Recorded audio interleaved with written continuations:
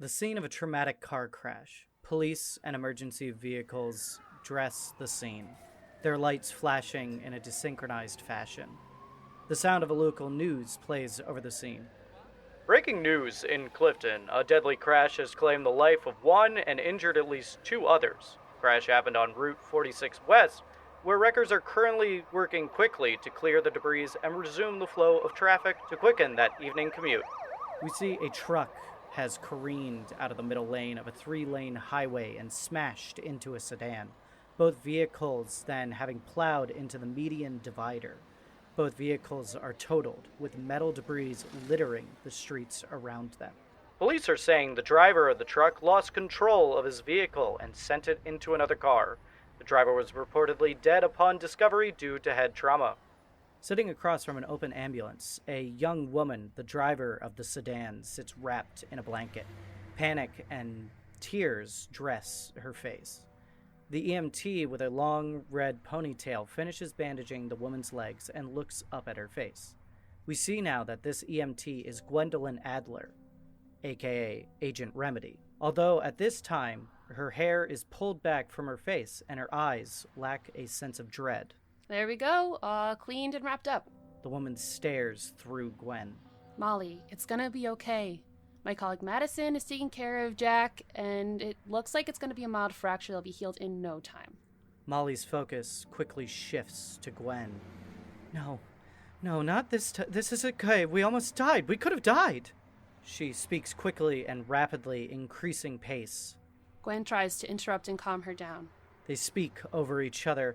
I don't want to die. I don't want to die. I'm young. I'm 23. I just started my dream job. I don't want to die yet. I haven't even gotten married yet. What about Jack? What if Jack's cuts get infected? What if my legs get infected? Will I die from this disease?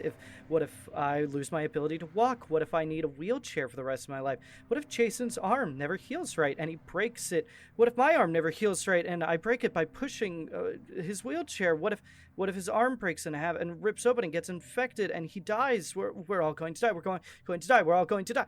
What are you saying? Molly, you aren't going to die. Molly begins to shake her head left and right, all while she is speaking that long monologue. Molly, it's okay. Her head shaking faster and faster. Molly! Her pitch becomes higher and higher. Molly, listen to me! Molly! Before Gwen, Molly's head shakes back and forth so fast that all of her features are blurred into a skin tone blob. Her voice has raised in speed and pitch so much that it becomes nothing more than a high vibration as it continues to rise. Why is she ringing? How do I stop that ringing? Thinking fast, Gwen looks around for a tool to help. A sock, her medical bag, gauze. Perfect. Gwen pulls the gauze from the roll and begins to shove it in Molly's mouth. She shoves more and more and more gauze as Molly's vibrations slow and eventually stop. Once still, Gwen can see Molly's eyes are wide and bloodshot. Suddenly, her tense body relaxes and collapses into Gwen's arms. She begins to cry, sob. Muffled screams come from Gwen's jacket. Gwen's partner, Madison, runs out from the back of the truck.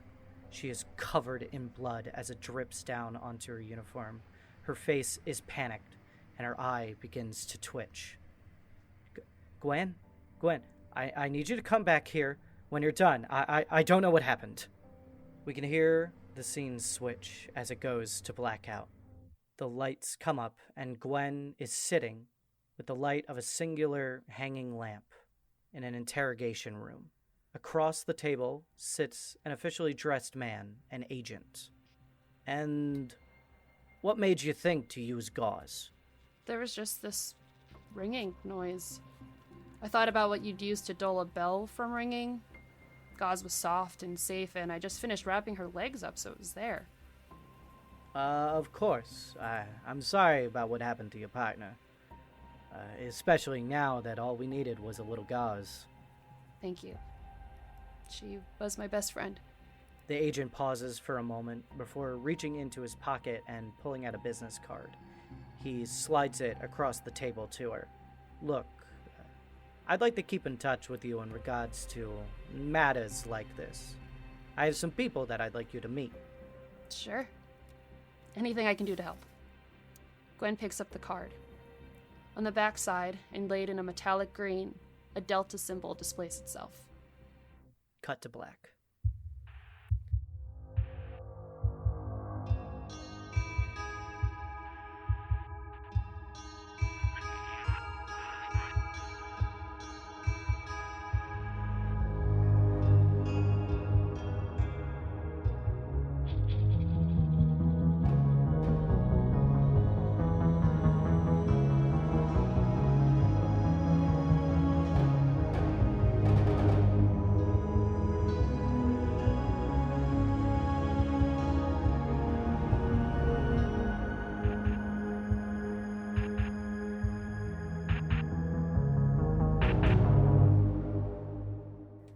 Welcome back, everybody, to RP Jesters. I am your humble handler, Sky Swanson, and I am joined by Mr. Andrew Frost.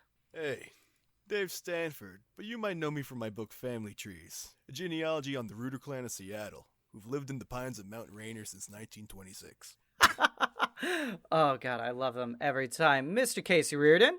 I'd be Thomas Whittibane, a.k.a. Agent Rhino, looking for boo and something else to say, because I kind of forgot this time around. Oh, it's so good. All right. Miss Rachel Kordell. I don't have, well, pre-traumatized Agent Remedy or Gwen Adler.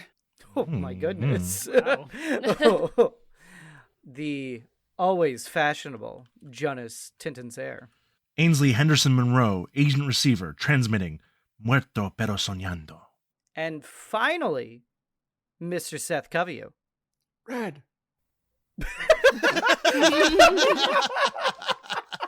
Oh, we missed you, buddy. Good. So, do you guys want to hear a little bit on what happened last time? Yes, please. Yes. So, we started our adventure with our agents being activated before they jumped onto a plane heading to Alaska. A secondary plane ride and a short jaunt in a truck. They arrived to the town after driving through the 2.6-mile-long tunnel that serves as the only entrance to Moosehead, Alaska. This coastal town, with a population of roughly 200, is cut off from the rest of the world by this tunnel and the fact that its harbor is currently frozen over, as it is the dead of winter. Most of the town population living in a central building called the Lodge. Our agents find themselves here as one Mackenzie Stout was discovered on the edge of town, dead. 2 weeks later, one Jacob Smith was discovered, his body severed in half, legs 200 feet away from his torso, and his torso 50 feet up a pine tree. The gang examined the corpse as Red sat in the truck. They discovered quite a few things on the body, his wallet, some strange markings along his arm, and the way his talons dug into him. Afterwards, and a short conversation with Sheriff Brown and Deputy Patch, they decided to head out and find lodging for the next couple nights. And they did that by going to the Lodge, a central apartment building that houses roughly 70% of the town in it. Inside of the Lodge, there is a school, there's a post office, there's a grocery store, and a convenience store. Everything that the residents of Moosehead, Alaska could need during these cold, frigid nights. I should also reiterate that at this time of year in Alaska, with being so close to the Arctic Circle, there is roughly only 5 hours of daylight of any given day right now. You secure yourself lodging at the Lodge, amazing, and interact with a kindly but somewhat strange old man sitting behind the desk. Now you have headed off to the morgue as a group to examine the body of one Mackenzie Stout. There you met a very strange mortician, town doctor, veterinarian, spiritual healer. Basically anything health-wise for the town. And as you all headed down into the basement of this medical clinic where the morgue is, we saw the sun setting a full hour early. So, Are all of you heading down? I know I narrated you all heading down, but is anybody going to be a little cheeky son of a bitch and stay behind? Well, I have a question. I mean, the sunset, we noticed it. Like, that is... You guys were basically walking in. So, there was the clinic. There was the waiting room that you guys were in. Within that waiting room was a door leading into sort of the medical rooms that would presumably lead down to the morgue. So the way that I had narrated, you guys were all sort of heading inside, where there's no windows to really the outside world because it's like a medical practice. There's not that many windows, but behind you, we as the audience saw the sun setting early. Oh well, I don't know if I would really notice that because I think we were just outside. Seth, for your character, I will give you the option of you could either still be in the car waiting outside, or you could be with them heading downstairs. I think I'll be with them. Okay. My meditation is complete, and I am filled with the nectar of the universe. Cool. That's very, very nice. I would like to solve the puzzle now, Pat Sajak. Oh, love it. Receiver is not going to go downstairs. Receiver is like, Okay. body's freaking me out. I'm just going to stay up here if that's okay. Yeah, I remember you saying that. All right. I'll let you know. Okay. Then I will say you stay behind and everybody heads down. And, maybe it's like a little beat. You're just kind of standing there before you turn around and you see that it is already dark. Now, you would probably know, as someone who works in, like, Glacier, that during the winter it gets dark very early. And you might even know, about the Arctic Circle and the way that the sun kind of glides along it. Mm-hmm. Now, what I want to know is, do you think you would notice that the sun is set an hour early? I have 70 alertness, so I think yes. you would notice. I think we Receiver- could just give you that Receiver is detail oriented. one. I see that. I furrow my brow, and I check like the almanac that I have of Alaska, and I'm gonna try and search the I'm gonna look for the doctor's office and try and look for papers and such. Okay, then. So the door they went through doesn't lead directly down. It's not directly down to a staircase. It basically just leads into the rest of the building. Sure. And then there's a staircase. So you go through that door now, and it's Yeah. a bunch of white hallways, and there are labels. There's, patient room A, patient room B, and then there's another one that says Dr. Belyev's office. And then underneath it says supplies as well. I try the handle. You said Dr. Belyev, and I just wrote Dr. Believe. Dr. Believe. It's Dr. Believe, yes. As you all are heading in, do you all believe in me? I'm a believer. Anywho, he doesn't say that. You head down the office. You try the handle. It is locked. What would the appropriate skill be? You could try piloting. Try piloting the door. I'm going to pilot the door into being Gonna open. pilot the door to opening. I don't know. Stealth? Persuade? You could try persuade. Persuade the door to open? You could try heavy machinery because it is. I don't really know. Could be a heavy door. It could like be. solid oak. Yeah, that's fair. It's a simple I- machine. Doesn't say complicated heavy Yeah. machinery. Just punch it open, unarmed combat. Just drop kick it down. I also have craft microelectronics, There is- so I'm good with my hands. You could do psychotherapy and psychoanalyze the door. You seem like you have a lot of locks on you right now. Why don't we try... Opening you Opening up. them I up. think you're putting up walls. So, like an other skill would be like lock picking tools, or basically like sleight of hand. I'm assuming you don't have anything like that. I have 40 in stealth. That's the best I can offer.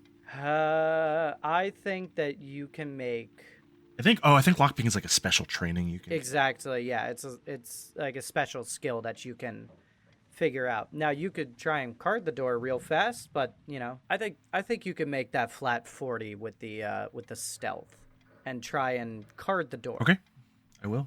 A 25. That is a success. Wow. Okay, then as it pops open and swings open, is just a like a metal door. As you go in, there's a window pointed outside. This is towards the left side of the building. If you're facing the front of it there, he has a wooden desk. It's actually a pretty nice desk. There's some bookcases lining the walls filled with medical journals, textbooks, various writings. There's also just, some regular books as well, some novels that he clearly is thumbing through in his spare time and whatnot. With a town this size, he probably doesn't get, right. He's not working all day. All the time.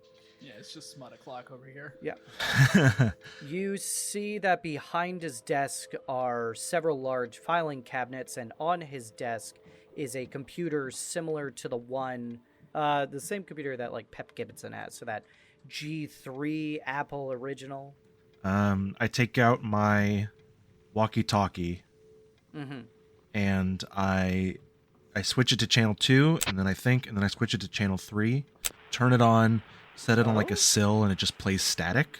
Okay, then. Also, for Andrew's reference, wasn't 3 the one you said that we should never, ever go on, ever? Yeah. Oh, great. Yeah. Great. Go. Wait, what? So I set the walkie-talkie on static on the windowsill, and I do want to look through the desk and files, but I guess my skill set is in computers, so I'm gonna try and hack into the computer. If you want to cut between. What is your skill? I have 50 in computer science. Okay, I'm gonna make you roll then. It is password protected, but that's probably all it is. Did you fail? All right, I got a crit fail. No! Oh my god! Oh boy. The files are in here. Yeah, what is this gonna look like? You sit down at the computer, I can't believe that. Oh my god, you perma-lock it. and as you sit down, it's nothing to do with your computer skills. There is a glass of water that you did not notice sitting next to that keypad, which is like, built into the computer, and you just knock it straight onto the computer. And you watch it suddenly just go, and it just fries. Speaking from experience, guy. How dare you? Yeah, -20 on your next roll, you son of a bitch. I will. There was for a little background, there was a span of about a month where I broke 3 keyboards in a row. It was incredible. I kept spilling crap on them. I'll search. I sit there for a good minute, just like mentally berating myself, and then I will search his desk. Okay, give me that. What's your search? My search is 41. Okay, give me that roll. Don't crit fail. Oh my Yeah, god. there's Sets the whole building water. on fire. There's water on the desk. You managed to catch the cup in enough time where it doesn't get onto all the papers, but that computer is fried. That is a 26, so a success again. That is a success. You immediately find a sticky note that says password is password 38. I eat it. You eat it immediately. I just nervously crumple it up and just okay. You gain Wow. its power. And now you know that password forever. Actually, I probably don't want to remove things from the office, so Is receiver played by Alan Tudyk? Because you go in this office, you spill water all over the computer, then you eat a Post-it I note. don't know. I'm not trying. I had this last session. I'm trying not to be like a nervous, useless idiot. Receiver is a lot smarter than I am. She's just she's not used to this situation. I'm just so nervous. You search through the papers and you do find a mortician report on Mackenzie Stout. Okay, I'll work on. I think the way receiver would probably do this is I swap in another cassette into the recording device that's on my belt, and I pull out my microphone and I just rapid fire, just read through the whole report, not really paying attention to what it says, but I verbally record everything on the report, and then I will tuck it away and. Okay. It reads out, parents Bill and Walter Stout. They live in apartment 8-4. It lists a phone number for them, despite that being useless here, basically. Mm-hmm. It also lists out the clothes that she was found in. She was found in a heavy jacket, some lined jeans with long johns on underneath it, as well as boots with double side. Just lists out all the clothes that she was wearing, things on her possession. And then it also talks about the wounds. Slashes covered Mackenzie Stout's body. She was 20, in good shape. These ragged slashes cover her chest and lower stomach. There are light bruises on her arms and on her legs, but otherwise no cuts found anywhere else. And then it says, below, it's like, it is in this mortician's opinion that Mackenzie Stout was mauled by a wild bear. Okay. I think then, just as a last quick thing, I like briefly search the rest of the office, the bookshelf and the cabinets, not looking for anything specific, just like anything that sticks out is like, why does he have that? Let's see here. You got a pretty good. You see that he has some old books, and they're faded on the covers, but you do find that there are a few on, like, alt medical practices, things that are wildly out of date, that nowadays, if were performed, would be seen as the occult. Wait, so like not treating the humors and something as goofy as that. This is something like draw some pentagrams and get a snail. You got ghosts. Yeah, in your like blood. You need to start cocaine. a sacrifice of a chicken on a waxing moon. Stuff like that. Witchcraft. Things seen as occult. Pagan in nature. Things like that. Right. Okay. Okay. Yeah, we got there because the first bit was like he has old books and like we got him. This man clearly did the murder because What a freak. he's a freak. I don't think that stands out enough to a receiver to like take. So I will just, again, briefly narrate all of that, and then I will grab the walkie-talkie, turn it off, and exit the room and go Okay, back then. to kind of like the waiting area. Are you doing anything about the computer, or are you just like gonna let that one just lie? I think anything else I do will make it more obvious that a person was in here. Okay then. And I want to make it seem like I'm not going to mention it, and he will just hopefully assume the water just fell over. However, who knows? Before you leave that office, we cut away. Oh. We see this doctor whose name you might have seen on the sign as you were passing by, but otherwise I don't believe you got his name yet. He, again, is this tall, lanky man with a receding hairline. He has gaunt eyes from clearly some very late nights. He is very skinny. He's taller than all of you, which is odd because I think some of you guys are over 6 foot. Not like towering over you. This man isn't 7 foot, but he is easily like 6'4" or something like that. And he leads you down one of the hallways to a heavy wooden door with a little window on it that has that meshing through it. He opens it up and sort of turns back to you all and says, "This way, everyone, to the freezer." And leads you inside. You head down some metal staircases into the building, going forward and back once. He opens up another door where it is a decently sized room that is split into 2 sections. On the left, there is a sort of operating table that has a green plastic sheet over it. There is medical equipment nearby that is cleaned and freshly laid out, as he had most likely gotten the call that, he was going to be delivered a body today, one Jacob Smith. Along the back wall is a row of 8 lockers. Only one of them has a label on them, though, for right now. The other side of the room, sectioned off by a pane of glass, is a smaller room with a desk in there. It has another one of those computers on it and some neatly stacked papers on the desk as well. There is filing cabinets also within that room. Sort of make sense to everybody how this room is laid out? Yeah. I think so. Yeah, I Yeah. believe so. He leads you into the room with the operating table and walks you all back to the freezer. He turns to you guys at this point and sort of like gestures his hand into the air and rolls his eyes like, silly me. I don't think that I introduced myself to all of you. I just got excited to show someone my work. I am Houster Belyev. And who might you be? You in the back with the sunglasses in this dark room? Oh, that's So why. cool. Okay, I take them off. Agent Red. Also EPA.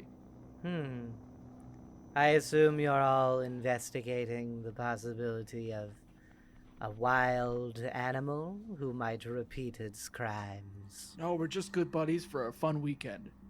Yes, we're here to investigate. I do enjoy a fun weekend with the guys. But how about we go take a look at the girl? And he turns and walks over to the freezer.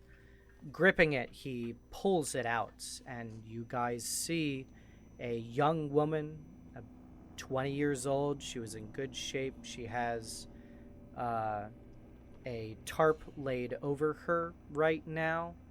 He pulls back the tarp to reveal her, and you can see that all over her body, now stitched up, are these slash wounds. Just to clarify, when you say all over her body, is it like the notes that?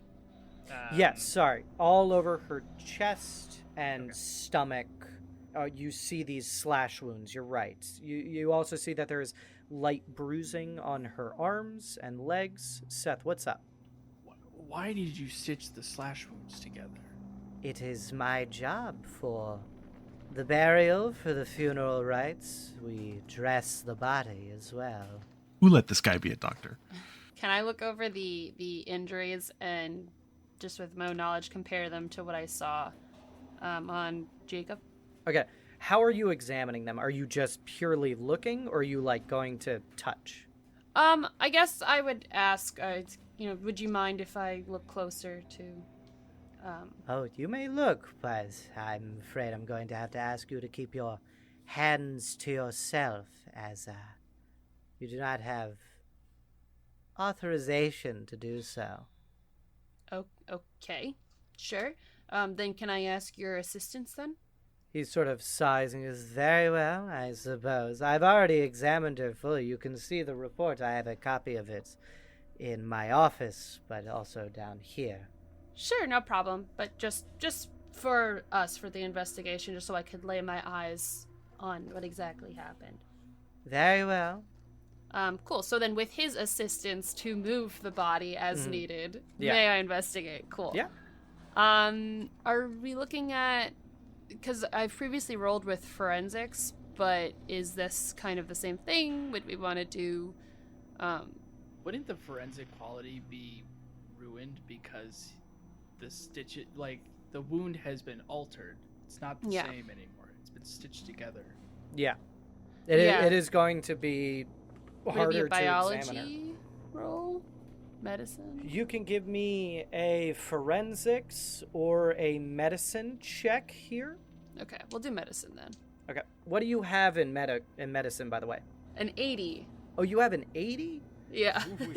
Well, what'd you get? Roll. I got a 44. That is That's a a crit. critical That's success. Yeah, it is. Let's Ooh, woo. That is so good in this moment. You have It no really idea. is. I'm very proud of myself. You examine her, and with his assistance, you get him to sort of like turn her over, like show you parts of the wounds there, and you notice that these slash wounds, there is something about them. While they happen stitched together, you can still, since the body is not naturally healing, they are, still as they were when she died. And you notice right away that these slash wounds, they weren't cut into her. It looks like they came out of her. Bad. Like No something inside of her made those cuts. You also And that was, you get that information right away with that critical success. Mm-hmm. You also get him to move her arm briefly, and you see that she also has those implants that Jacob Smith had as well. Those 5 smooth rectangular pieces embedded under the skin to make the symbol 1 in the center and then 4 branching out from it, like a K flipped on both sides. Should have cut him out of the other guy. Anyway. Okay. You also, I'm just going to give this to you. You also notice around those markings is something else. You can't make out what it is, but there is something additional under her skin. There is irritation there that is vaguely making out a shape, but it is impossible to tell right now with him doing the examination. Okay. Is there anything about the bruises that is interesting? Just bruises? Small bruises running, it's not like she's covered in bruises, but there are little spots of bruising along her arms. Okay. Fantastic. Would anyone else like to do something in this moment as well? Red, Rambler, Rhino? Sure. You notice Gwen is upset visually in her face. Yeah. I'm gonna go over to the sink in the room, and I'm gonna look over to Dr. Belvedere. Belyev. I look over to Dr. Belyev, and I say, which one do I turn for hot water? The one on the left. I know how a sink works, you federal clown. I'm just kidding. Yay! Yay! I get the joke. That scared me. I go over to this. Primal is a scary movie. How did it get made? We'll never know. Can I go over to the computer and try and dick around? Pulling up solitaire? Okay, yeah, you Minesweeper go. is usually my game, but sure. You go over to the computer and you start messing around with it. You notice right away that there is a sticky note on the front of it. Unlike upstairs where the sticky note was kind of hidden under some papers, this one is just smack to the side of the computer that says, password 38. Password 38. I type. All right. Yeah, you get access to the computer. It is a bunch of patient files, medical records, some digital encyclopedias, and also mortuary reports as well. Okay. Can I pull up Mackenzie's file and look for pictures of the wounds before the creepy doctor sewed them together? You look up the file and there are no images attached. A doctor. He turns and looks at you through that glass pane dividing the room. He goes, "Yes? Could you come here for a second? I'm a little busy with the examination here." Can you come here for a second? He sighs, sort of shoos the rest of you away, throws the tarp back over the body, and slides her back into the wall. Why does he need to do that? He does it. And then walks... I'm definitely wait, okay. I will return shortly, you can wait. He then walks away towards... Can I help you?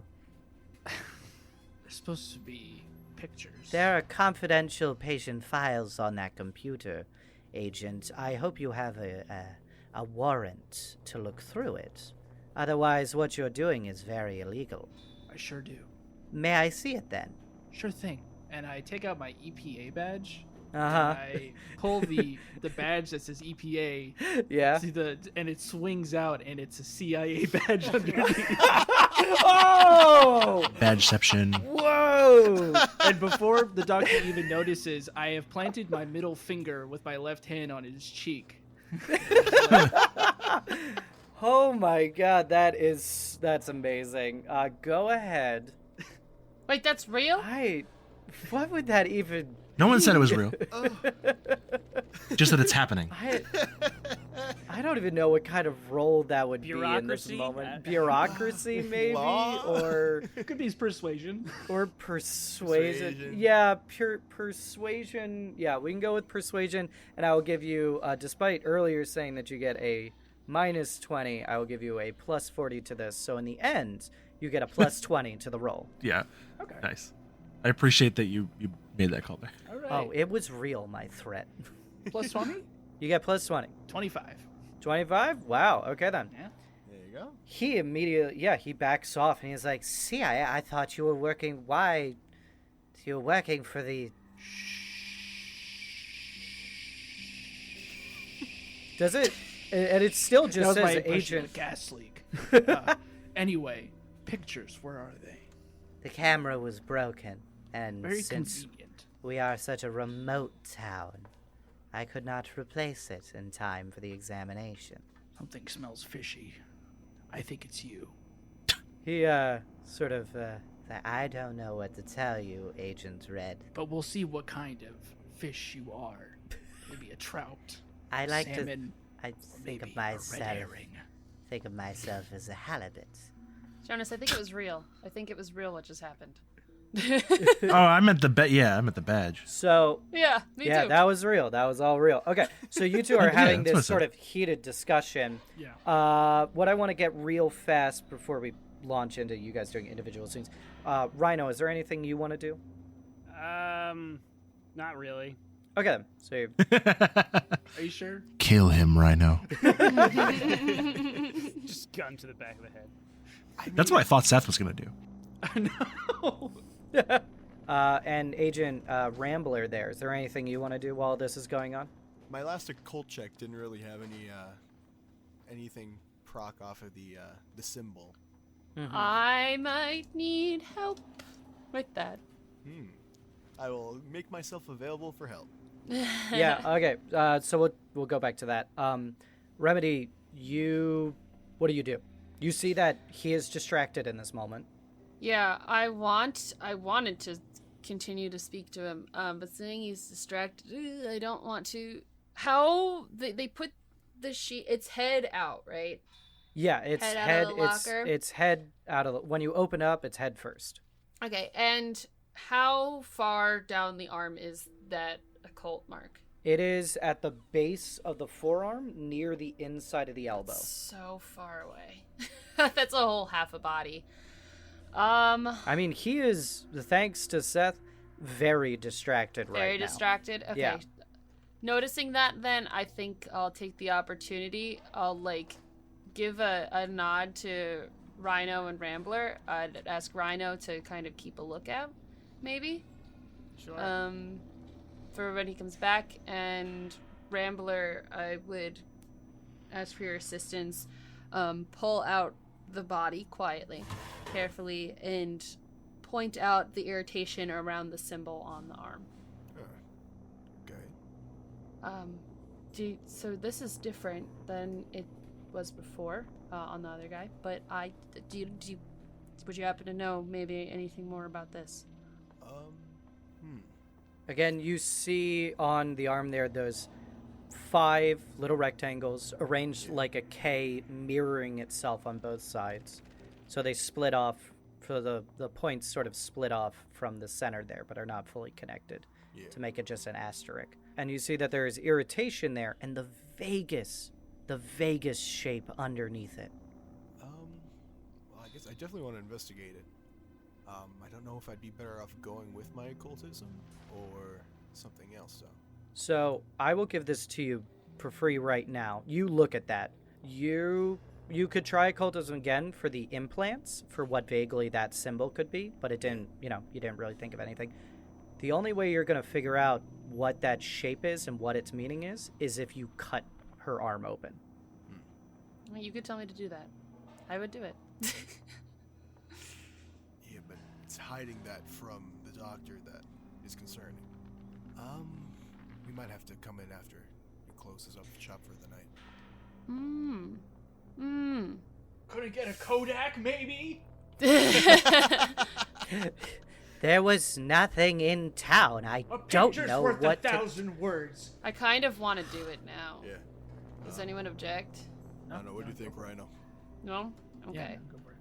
Yeah, I think I would look just through the conversation that we are having Okay. in real time, obviously. I'd look at one of the scalpels and just try to make the cleanest incision I could to just see what that is. All right, then. Your medicine is an 80, right? What? Yeah. Whoa, what is your surgery? 40. 40. It's a risk. With your but- medicine, I'm going to give you a plus 20 to this because Okay. it's just a cadaver. Okay. That makes sense. Okay. I know you can do it. I believe in you. 36. Oh, Nice. there you go. Didn't even need it. 36 is enough to pass as you cut into this. Rambler and Rhino, are you guys assisting? Yeah, I'll I'm do it. looking out. Whatever I can. Okay, Rhino is looking out. Rambler, you're assisting though? Can be. Yeah, I would say Simply. simply. Rambler, you and Remedy make a small incision on the skin. We see the scalpel cutting down along the forearm there. No blood trickling out as that blood has frozen, has died. Replaced. You make a couple of lateral incisions as well before taking tweezers, or do you just use your fingers? I'd probably use tweezers. I'd want it to be. Use your yeah. tweezers and pull back that area. Right away, you see that there are these plastic implants. They're just white, almost translucent implants, and those were the 5 little squares, and they are sort of stuck and adhered to the skin as the flap kind of hangs there away. Mm-hmm. But the thing that you really notice is that the entire underside of that area above the muscle and in between the skin, it is all charred and burned. She burned from the inside out. And you see that the burn marks make the beginning of a symbol that is hidden under the skin of the rest of the arm. And you maybe cut some more, pull it back a little bit. I want both of you guys to make a sanity check for me. Rhino, do you look at the arm at all? Or are you purely on lookout? I'm on lookout. 74. Okay, then. So that is a failure. That's a failure. I was kind of hoping I'd fail. And Rambler, what'd you get? 6. Ooh, all right. That is Ooh. a success. I'm more in there. My That makes sanity's sense. already- Rambler not that and high. Remedy, you stare at this burnt mark on the inside of the skin there. And Rambler, you are going to take 1 point of sanity damage. And Remedy, you are going to take 4 points of sanity damage. Ooh. Yikes. Ooh. As this symbol pulses at you, just something unnatural. I literally just used this symbol in a different game. Really? Yeah. Do you know what it What is it, actually do. Casey? Tell us. Yeah. Oh, that's great. Okay then. Oh, no. So yeah, you know what you're dealing with here, Casey. I do, but Rhino has no clue. Oh, it looks like it's got a little witch hat. Rambler, I will let you make an occult check on that symbol. Or Gladly. yeah, it would be occult. Dope. All right. That's going to be a 16, and my modifier is 80, so I should be okay. 16, so you succeed. You recognize this rune in some research that you had done into the occult. It is a rune that pops up frequently when bad things happen, plans set in motion by beings not understood of this world. It is a symbol of Nyarlathotep, otherwise known as the Crawling Chaos. Now, it's always interesting in these settings because it's like, how much do we truly know of, the Cthulhu mythos, But I will tell you this right now, he is an outer god and incredibly dangerous. Huh. This might be a bit out of our pay grade. Oh, I don't think there's really anything that's out of our pay grade, unfortunately. Not with this job. Well said. You'll see that's not the case. I love that. You stare at this, and what is your immediate thoughts? I think, God, we established that we don't have any way to take a picture of it. I have a Polaroid. You have Rhino does a Polaroid, and he's standing right there. Yep. I would ask Rhino, can I get a picture? And Huh? I need a camera. I toss it back. Yep. It falls on the ground and breaks. Oh, No. What was that? No. Yeah, I want to snap a picture of it. Okay. You snap a quick photo of it. I assume you don't turn the flash. You turn the flash off. Yeah, no. And just get a quick photo. You tuck it away, and then just slide her back in, or Quietly, yeah. Like I would replace the skin so it sits as flat as possible. Cover the body, push it back. do you take any of those implants with you? No.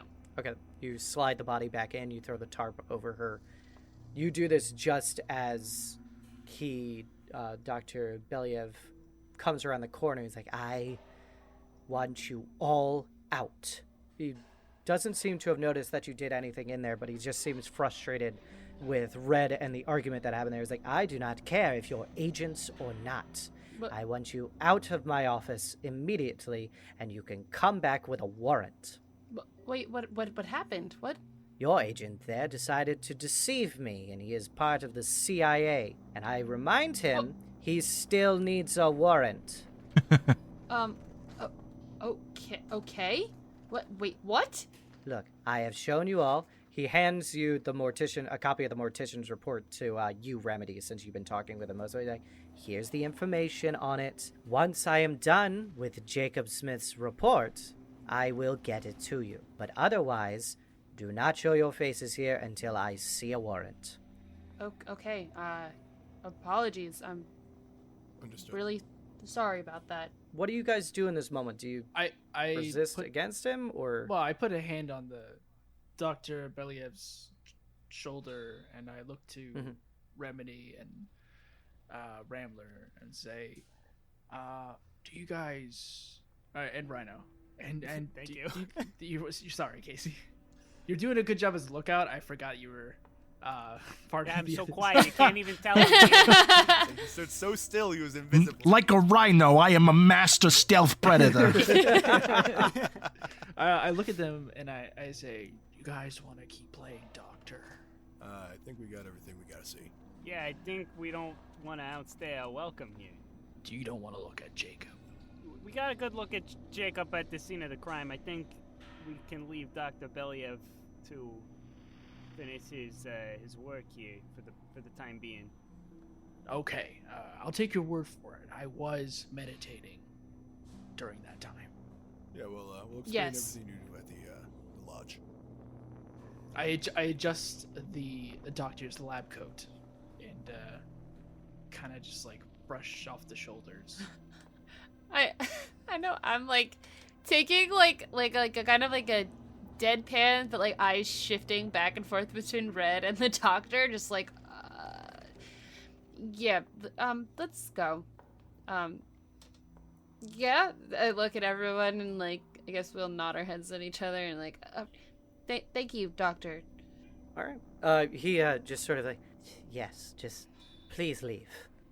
He gestures towards the door. He's not even going to follow you guys out. Yeah. As you start heading up those staircases, we cut back over to Receiver. Receiver, you exited out of the doctor's office. You hear some commotion going on down below. But before any of that happens, you go to pick up the radio that's on the windowsill that is set to channel 3. The channel you told no one to set it to.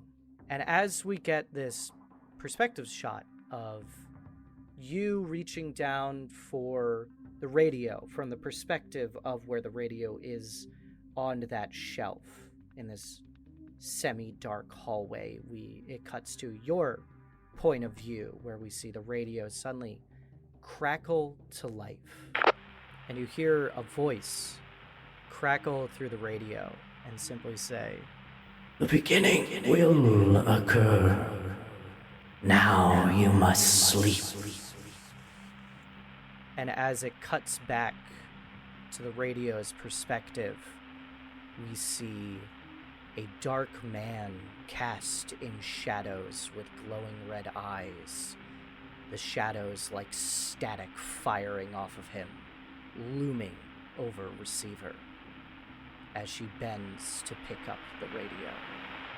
And that is where we'll end our session for this week. I don't like it. What? Don't do that. Does anybody have anything they would like to plug? Do I want to plug? Skill increases? Oh yeah, I I always didn't roll forget. at all. Who even rolled this session? Me. Okay, Me. what? But I'm so good at my job, it doesn't matter. Yeah, okay then. Receiver, what'd you fail? I failed computer science. All right, Somebody roll a D4 real quick. 1d4. I don't have a D4. I forgot a D4 on me, yeah. Okay, I'll roll it for you, because I already have a d4 up. Yeah, increases That's by actually the only dice I 4. have. Hey! Graces Graces by by 4, four. baby. Oh. All right, Remedy. I mean, I failed my sanity. All right, no, that just... Nothing happens with Does- that. No. You just get less sane. Well, I still rolled, and I That's still true. failed it. That's You just true. told me to tell you I what I made that failed. argument last episode. It doesn't matter. Yeah. I'm not perfect anymore. I wonder what that's like.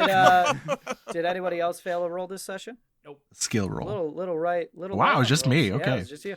I Just mean, that there one were- crit fail I got. There were not very many rolls this session, I don't think. So, does anybody have anything they would like to plug? Yeah, now I don't know if I want to. No, I'm just kidding. Follow me on Twitch, twitch.tv/Majora's Rose for, stream times and good times. Always, exclusively. There are no bad times on my stream. Ever. Never Right. have been, never will. Never happened, never will. Exactly. I cry sometimes, though. Anyway. And yeah, it's all good times. But that's Good part tears. of the comedy. Happy tears. Like that time we played bad chess. There were no tears, but it was fun. Seth remembers bad chess. Anyway. Love bad chess. lanktr.ee/Tintenseher. It's my name. You can see it in the show credits. Thank you very much. Ooh. Check out Clickety Clackety RTA over on Twitch, where they play D&D and other stuff on Wednesdays. I'm there sometimes. Woo! Nice. If you like this podcast, sneak up behind your friend and catch them off guard. Sneak up behind a stranger and take them No. off guard. No, make sure they're a friend. Do not go near strangers. Rachel, I did fail one more skill this one. I'm gonna roll a 1d goodbye, and I rolled. Then you get your friend to look at the podcast once you've startled them, and then if you want to, you could leave a review as well. Yeah, you can go for that, Jonas. But if you don't roll that, don't roll that. Don't Put roll that that. down. Don't roll Put that. that down. No, Leave it. don't put it Try down. Keep rolling it in your hand. Put that no, die don't put down. it down. I'm not done with my thing. Goodbye! I swear to God. Just gotta give it a little tickle sometimes. Oh my goodness. That was very confusing. I have no idea what's happening.